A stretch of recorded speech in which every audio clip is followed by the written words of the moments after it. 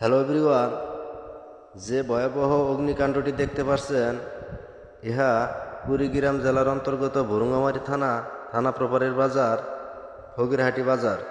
সেখানেই ভয়াবহ এক অগ্নিকাণ্ড ঘটনা। ভোর আনুমানিক 6 ঘটিকা হইতে আগুনটি উৎপন্ন হয়েছে। তবে এখানে বাজারের মেন রোডের পশ্চিম পাশে যে লাইনের দোকানগুলো আছে, কসমেটিকের দোকান, লাইব্রেরিয়ানের দোকান, মানে এক কথায় ওই আপনার রোজন চেয়ারম্যানের গোদাম ঘরের লাইনে যে লাইন পাশে যে দোকানপাটগুলো আছে, এগুলোই আসলে পুরো ছারখার হয়েছে।